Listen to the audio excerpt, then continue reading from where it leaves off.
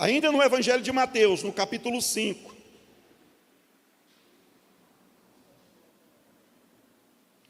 Evangelho de Mateus, capítulo 5.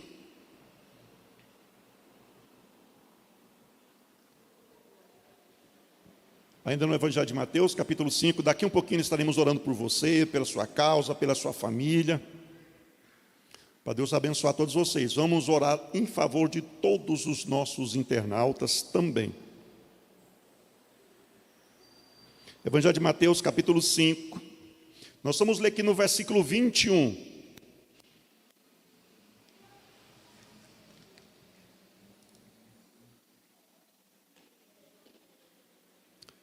Mateus, capítulo 5, versículo 21.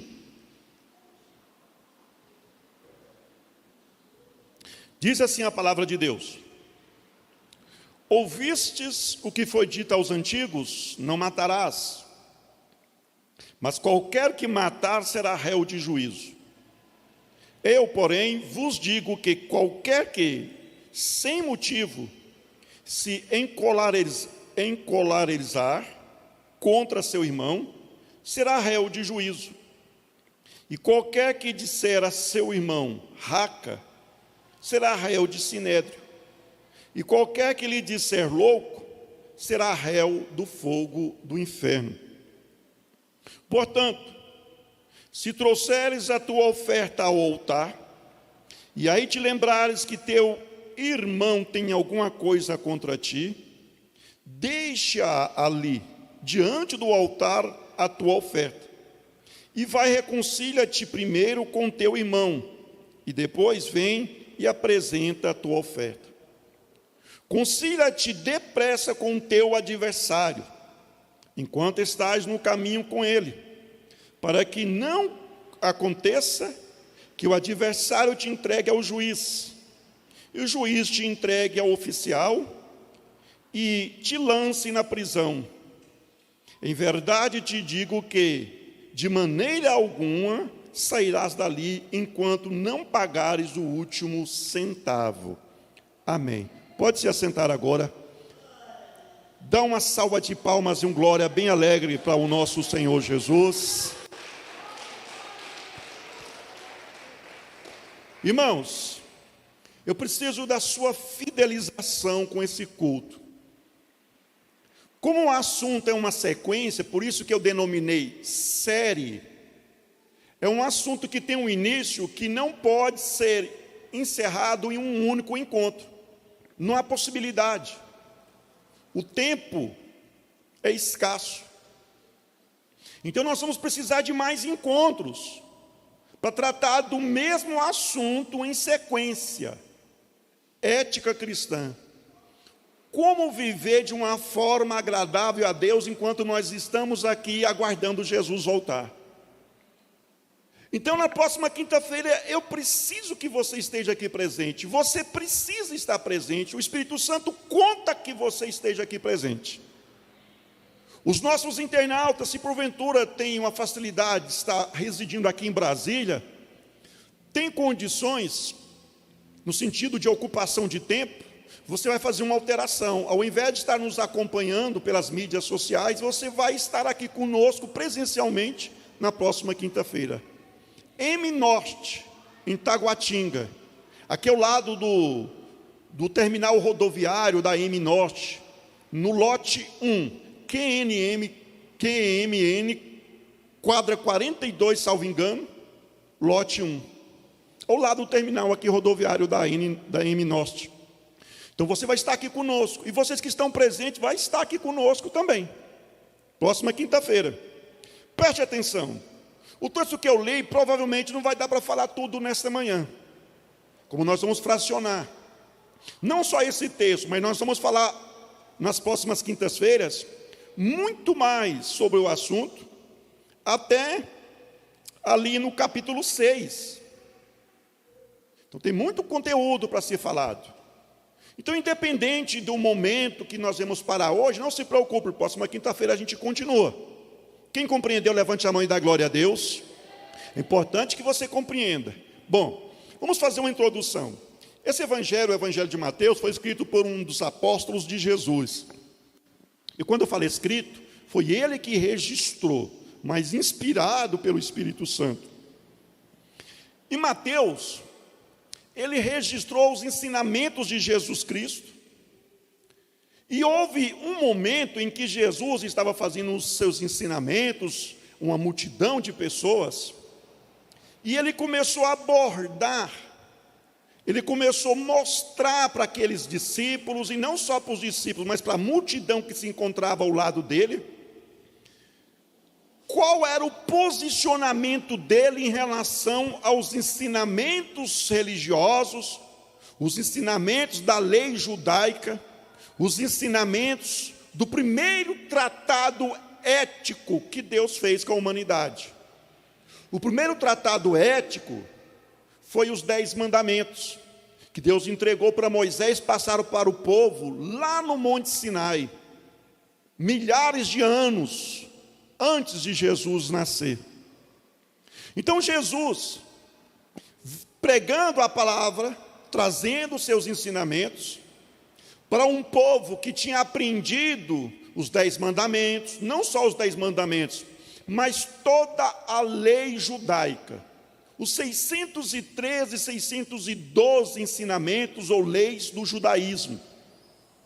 Jesus estava fazendo menção desses ensinamentos, dessa lei do judaísmo, a lei de Moisés, como é denominada na Bíblia, e mostrando para o povo o posicionamento dele em relação a esses ensinamentos que o povo praticava, e alguns, a maioria, não praticava nos dias de Jesus.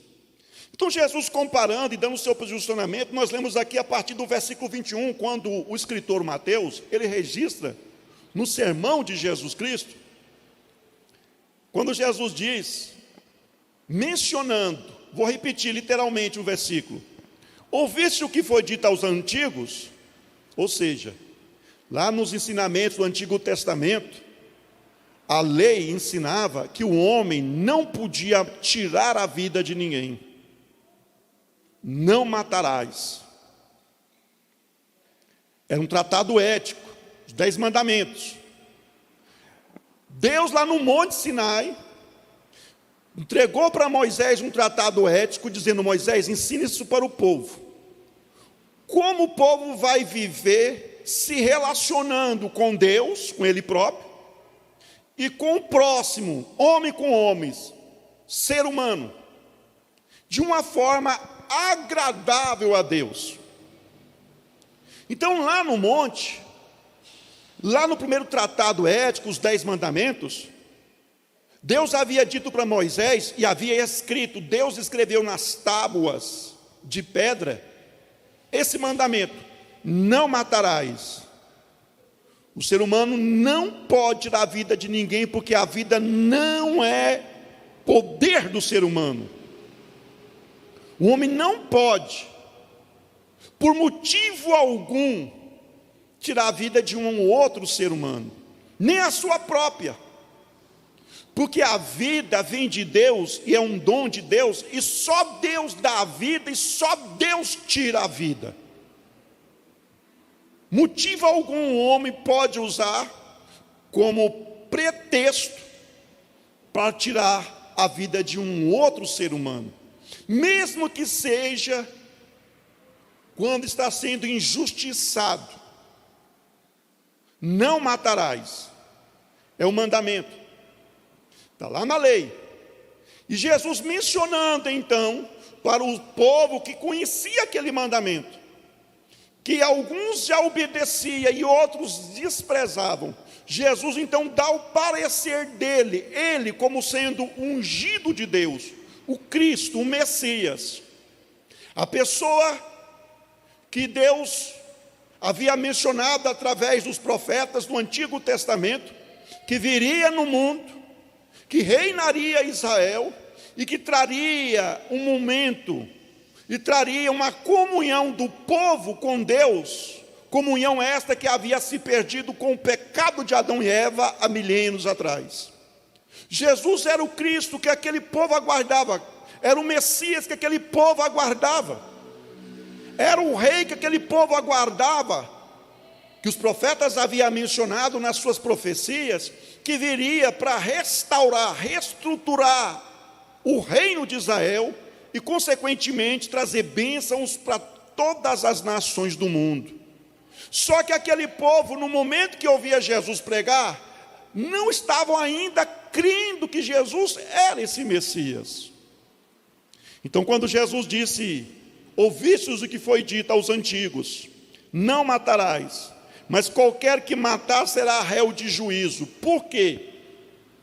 Porque a lei determinava o seguinte: se alguém tirasse a vida de uma outra pessoa, aquela pessoa também teria que ser morta.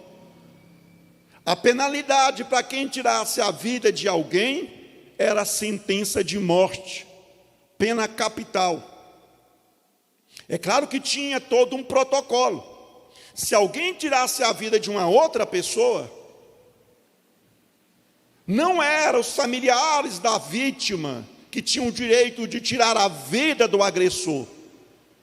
Não era o melhor amigo da vítima que tinha o direito de tirar a vida do agressor. Não.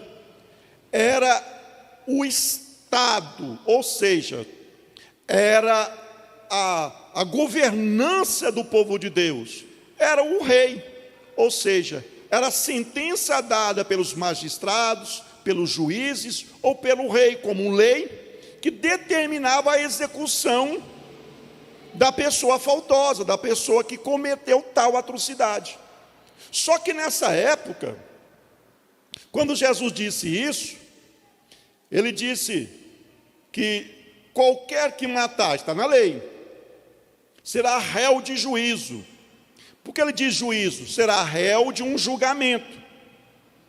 Porque a lei também ensinava que quando alguém acidentalmente tirasse a vida de uma outra pessoa, acidentalmente, ele deveria se recorrer a 3 cidades chamadas de cidades refúgio, onde essas pessoas ficavam ali, e o juiz que julgava o povo naquela região na época, não podia ordenar que a pessoa fosse tirada daquela cidade para ser julgada e sentenciada à morte, como consequência pelo crime que ele cometeu, visto que o crime que ele cometeu foi acidentalmente.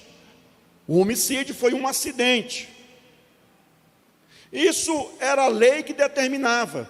Nos dias de Jesus, já havia um diferencial. Por quê?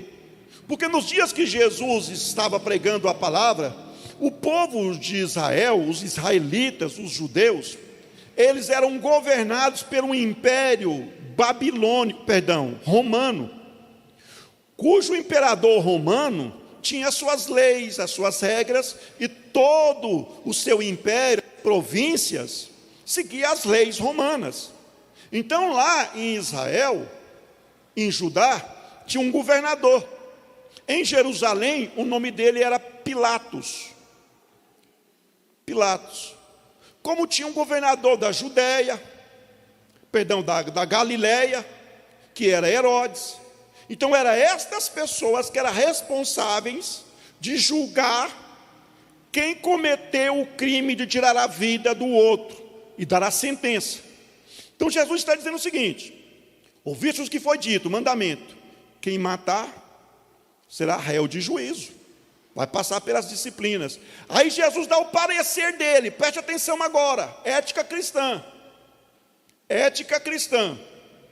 Eu, porém, vos digo que qualquer que sem motivo se encolarizar contra seu irmão, guarde essa palavra, encolarizar, será réu de juízo. E qualquer que disser a seu irmão, raca, a palavra raca quer dizer maldito, amaldiçoado. Qualquer que dizer raca, será réu de sinédrio. Sinédrio é um conjunto de homens que tinha autoridade para julgar. E qualquer que lhe disser louco, será réu do fogo do inferno. Então a lei dizia que quem matasse teria ou era passivo de ser morto, disciplinado com a própria morte. Jesus está dizendo, irmãos, que não precisa nem chegar à via de fato de tirar a vida do próximo, mas qualquer pessoa que ficar agressivo contra o seu irmão já é merecedor de juízo, já é merecedor de julgamento. Qualquer pessoa que sem motivos se tornar abundantemente revoltada contra o irmão, e quando ele usa irmão é o próximo, não quer dizer só irmão de sangue não, é o próximo, ser humano.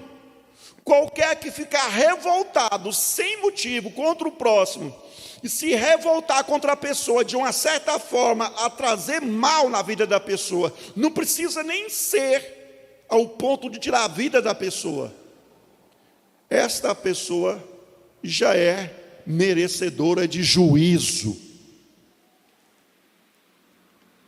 Está aprendendo, meus irmãos, como é fazer a vontade de Deus? E eu quero já a partir desse momento ter a liberdade de dizer para vocês que a igreja de Jesus precisa ouvir os ensinamentos e refletir sua própria vida. Enquanto você ouve, enquanto eu ouço, porque é Deus falando conosco, o que Deus está falando, eu preciso, ouvindo a palavra de Deus, analisando os meus atos. Não é eu analisar os atos de vocês e dizer e apontar, aquele irmão, aquela irmã, aquela pessoa não está vivendo isso. Não é isso. O processo correto é eu ouvir a palavra de Deus e analisar os meus atos. Cada um olha para você, para o seu interior, para o seu coração. Como que você tem agido como um cristão, como alguém que quer fazer a vontade de Deus? Ética cristã. Pois é este o ensinamento de Jesus Cristo. Os judeus viviam, em tese, os ensinamentos da lei de Moisés. E a lei de Moisés dizia que se alguém tirasse a vida de outra pessoa, seria passivo de um julgamento, que ele poderia perder a vida, pena capital, pena de morte. Jesus está dizendo que um julgamento aguarda toda pessoa que se levanta contra o seu irmão, que se sem motivo se levanta contra o próximo, seja quem quer que seja a pessoa da sociedade, que se levanta encolerizado, cheio de revolta, cheio de amargura contra o próximo, fazendo alguma coisa que venha ofender o próximo, seja agressão física, seja palavras ou qualquer outra atitude que venha prejudicar o próximo. Sabe por quê? Porque quem faz a vontade de Deus é quem vive no amor guiado pelo Espírito Santo de Deus. Eu já começo a pontuar e dizer para vocês o que muitos disseram para Jesus mais à frente, nós vamos chegar lá. Muitos, depois de ouvir os ensinamentos de Jesus, está lá registrado no Evangelho de João, ouvindo Jesus trazer os ensinamentos, chegou para Jesus e disse assim: que discurso difícil de viver ele. Quem é que pode cumprir isso? Não, vou seguir esse homem não, vou obedecer esse ensinamento não, isso é impossível. Muitos, até alguém mais à frente que chegou para Jesus, ouviu o ensinamento de Jesus e viu, não, eu não vou conseguir viver isso aí que Jesus está ensinando, porque era uma pessoa muito rica, muito próspera, e Jesus ensinou que o amor ao dinheiro, ou o amor aos bens desse mundo, faz com que a pessoa se afaste de Deus. Não é o ter os bens, não é ter bens que é errado, ou ter valores, ou prosperidade, mas o amor por esses bens, por aquilo que o mundo oferece, que afasta o homem de Deus. E quando esse jovem ouviu Jesus dizer essas palavras, saiu triste. E aí um dos apóstolos se aproxima diante do Senhor e pergunta: Senhor, nós obedecemos, nós fazemos sua vontade, que recompensa que nós vamos ter? E Jesus anunciou para eles a recompensa: 100 vezes tanto nessa vida e na vida vindoura, a eternidade ao lado do Pai. Mas aqueles que acham duro o discurso, se afastaram. Ética cristã, irmãos, quer morar no céu, não é só vir na igreja, não é só correr atrás de profetas e profetisas para botar a mão na tua cabeça e dizer: eis-me aqui, receba, com a sua vida toda torta, e não diz para você que você tem que corrigir os seus erros. Servo de Deus é aquele que dá valor àquilo que Deus fala. Não é extremismo nem para um lado nem para o outro. A falta do conhecimento faz as pessoas caminhar para um lado e para o outro extremo. Alguns são super religiosas, aqueles que carregam o título de santarrão, mas a Bíblia não ensina santarrão. A Bíblia ensina santos, ou fala de santificação que o próprio Deus faz na nossa vida. E se você não entendeu, eu quero dizer para você que nesta manhã, o que você está ouvindo é Deus trazendo santidade para você, purificando o seu coração, purificando a sua alma, a sua vida.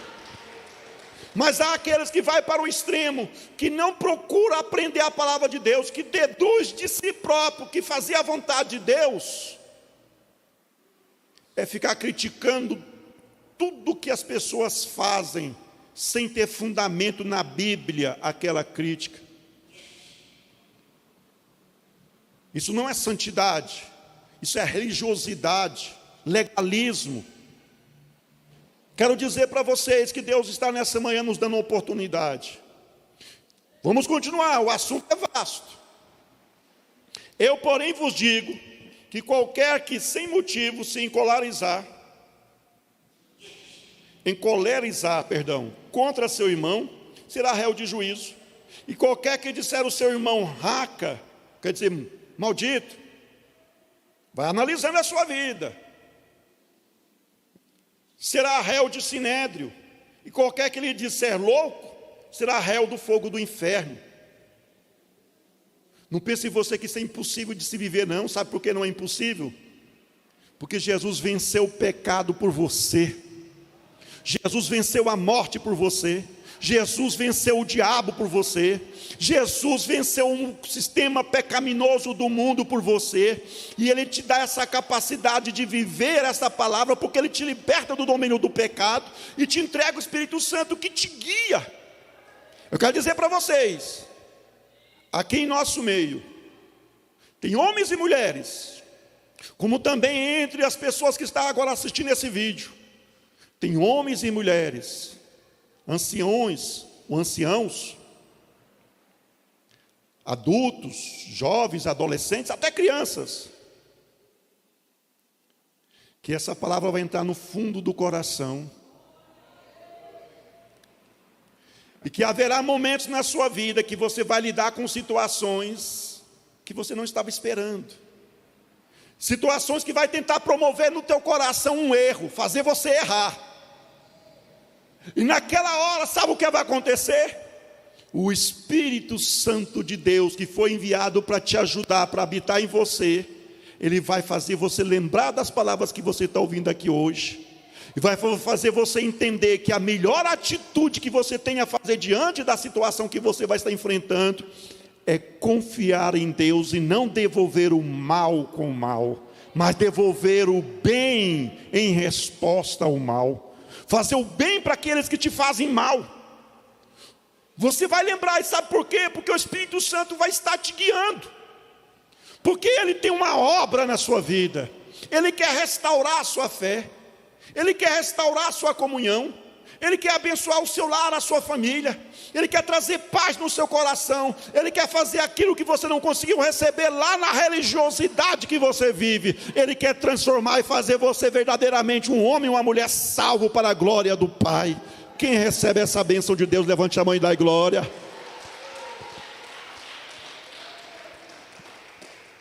Vamos continuar.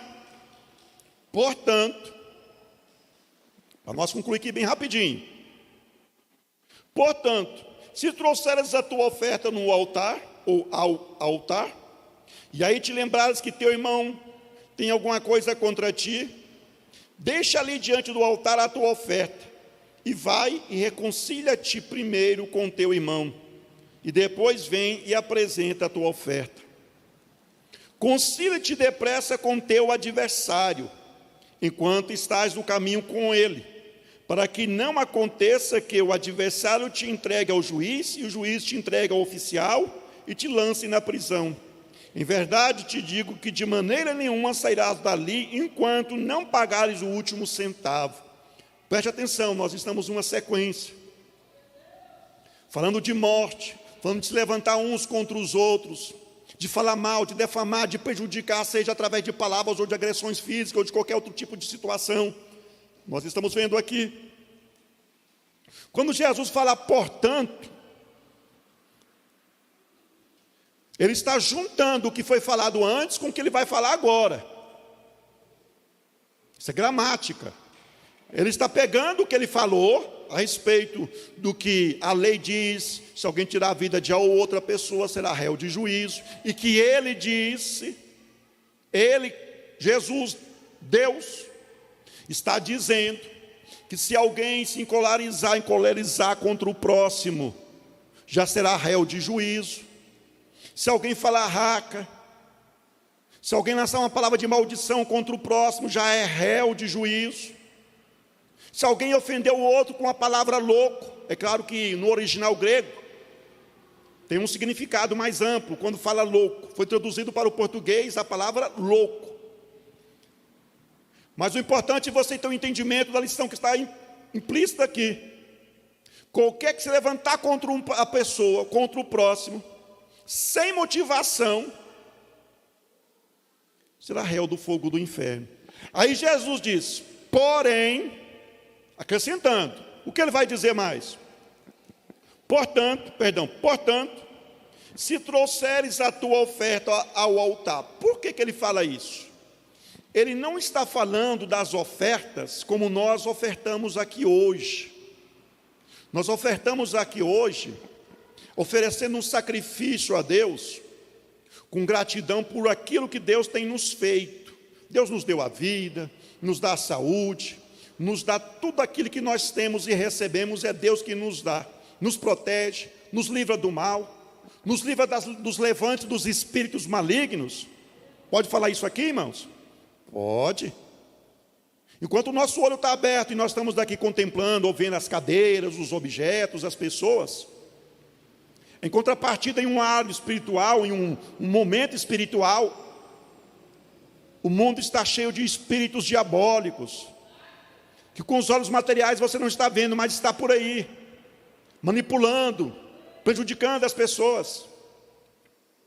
Então, quando Jesus ensinava, falava a respeito dessas tribulações, desses ensinamentos, o povo de Israel, que pecava, que vivia praticando os seus pecados, fazendo os seus erros, eles aprenderam que tinha, pela lei, tinha que oferecer sacrifícios a Deus para receber o perdão do pecado.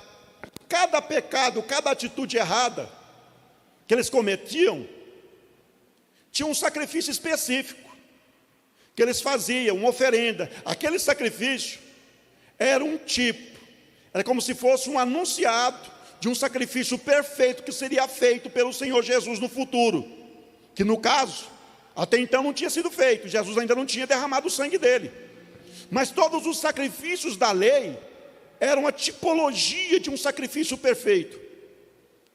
Então, quando alguém pecava, cometia algum erro na época da lei, antes de Jesus fazer o sacrifício lá na cruz do Calvário, como que o ser humano recobrava a sua comunhão com Deus?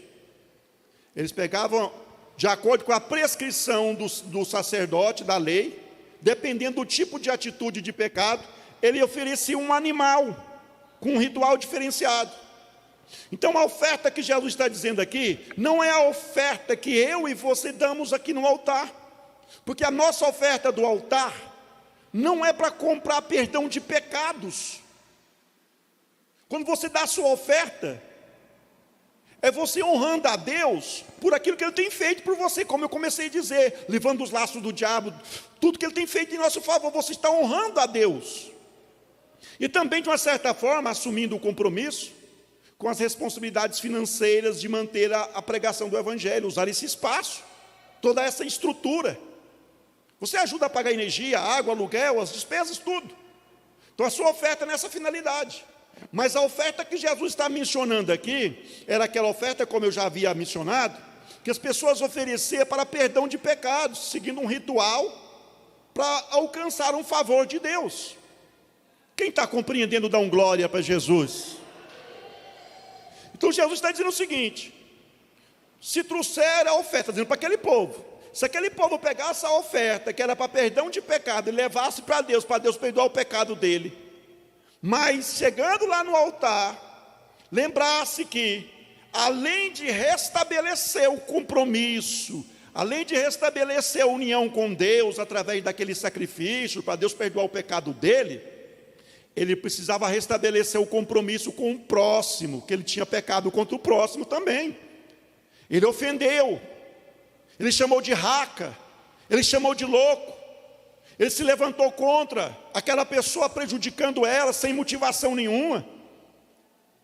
Então, quando a pessoa fosse para pedir perdão através do sacrifício, e lembrasse que o irmão foi prejudicado por ele, ele tinha que deixar o sacrifício dele ali antes de ser apresentado para Deus, e lá no irmão primeiro ofendido, e lá na pessoa primeira que ele prejudicou, e reconciliar com a pessoa, pedir perdão para a pessoa, restabelecer a paz, ter novamente uma união, ter novamente um compromisso. Só depois ir lá no santuário e oferecer o pedido de perdão dele para Deus. Você está compreendendo a lógica? Vou te orientar, te esclarecer. O que você acha que acontece quando alguém faz alguma coisa contra o próximo e chega aqui e só fala para Jesus perdoar, mas não reconcilia com o irmão? Você acha que Deus já está perdoando o seu pecado? O que a Bíblia está dizendo, irmãos? Reconcilia-te primeiro, para depois vir pedir perdão para Deus. Se lembra o que a Bíblia diz, lá na oração do Pai Nosso? Que da forma que nós perdoamos as dívidas, da forma que nós perdoamos os pecados, dívida ali quer dizer pecados das pessoas que nos ofendem. Da mesma forma que nós perdoamos quem nos ofende, da mesma forma Deus nos perdoa. Se nós não perdoamos quem nos ofende, Deus não perdoa você também. Isso é bíblico. Da mesma forma está aqui, Jesus está dizendo para aquele povo: ora, a lei ensinava que a pessoa fazia alguma coisa, prejudicava, pegava o seu sacrifício e lá e oferecia pelo perdão do pecado. Mas eu estou dizendo que na hora que você vai fazer o seu sacrifício para aquele povo, ele estava dizendo para aquele povo, vou extrair a lição, já falei a lição, mas vou repetir ela. Você precisa primeiro reconciliar com seu irmão. Qual é a lição aqui para os nossos dias? Eu já mencionei e vou repetir. Irmãos, reconcilia com aqueles que você ofendeu, prejudicou. Reconcilia. Isso vai trazer união entre você e Deus. Muitas pessoas querem reconciliar só com Deus os seus erros, mas se lembra que o erro que ela cometeu prejudicou outra pessoa. Aquela outra pessoa está ofendida, está magoada, talvez até prejudicada. Talvez até prejudicada por causa da sua atitude. E você precisa fazer da forma correta como Deus está te ensinando. Sabe por quê? Porque senão você vai continuar cometendo erros. Você vai continuar achando que está agradando a Deus e está cometendo erros ainda. Foi o que Jesus disse para aqueles religiosos: errais, porque não conhece a palavra de Deus, que não consulta as Escrituras, porque não aprende a palavra de Deus. Deus quer que você faça certo e você quer fazer certo. E o Espírito Santo está batendo no teu coração dizendo: faça o que é certo da forma que a palavra ensina, que você vai triunfar, você vai vencer. Não dá mais tempo. Em uma próxima oportunidade, nós vamos estar continuando esse assunto. E eu gostaria que você estivesse aqui. Próxima quinta-feira. Tem muito para se falar sobre ética cristã. Muito. Só para deixar um interesse, para despertar a sua atração de estar aqui conosco na próxima quinta-feira. Tem muitas pessoas que, na sinceridade dela, achando que está fazendo certo, mas está fazendo completamente errado. quando ela se posiciona em relação ao que a sociedade está vivendo. Sabe por que ela está equivocada? Porque ela não está se dirigindo pela palavra de Deus, ela não está querendo aprender a palavra de Deus. Olha tanto que isso é sério. Quando Adão e Eva pecou, Deus chegou para Adão e disse: Adão, por que você me desobedeceu? Eu vou parafrasear aqui o texto. Adão disse assim: foi a mulher que tu me deste como esposa, foi ela que me serviu do fruto. E eu comi porque ela me serviu. Aí Deus vai até Eva e diz: Eva, por que você fez isso? Serviu do fruto proibido para o seu esposo. Eva disse: é porque a serpente me enganou. Foi a serpente que me enganou. Eu só cometi esse erro, esse pecado, porque eu fui enganado. Aí Deus vai até a serpente, lança sobre ela uma maldição, que ela comeria pó, rastejaria, ia rastejar e comer pó todos os dias de vida. E espiritualmente, para o maligno que estava ali na serpente, Deus disse que nasceria um de mulher, estava se referindo a Jesus, que esmagaria a cabeça da serpente, esmagaria o império do diabo. Só que aí Deus volta para Eva, e sabe o que diz para ela? Que ela daria luz aos seus filhos com muitas dores, e que o desejo dela seria para o marido dela. Aí Deus vai até Adão e diz: Adão, porque você me desobedeceu e deu ouvido à sua mulher e não deu ouvido ao que eu falei, maldita é toda a terra. A terra agora vai produzir espinhos. Agora, para ter o alimento, você vai precisar suar bastante, trabalhar bastante. Seria com árduo trabalho, com dificuldades para se sobreviver na terra. O que eu quero dizer com isso? Quer dizer que a desculpa de Adão não foi aceita. Quem serviu para ele o fruto realmente foi a esposa dele. Quer dizer que a desculpa de Eva não foi aceita. Quem enganou Eva realmente foi a serpente. Não se engane o teu coração. Achar que ficar sem conhecer a palavra de Deus e ficar na ignorância vai fazer você se ver livre diante de Deus, você está equivocado.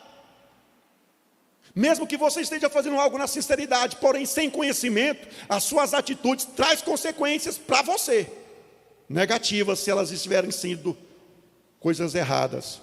Próxima quinta-feira, eu vou estar aqui permitindo Deus e quero que você esteja conosco, os nossos internautas também. Que Deus abençoe, fica de pé em nome de Jesus.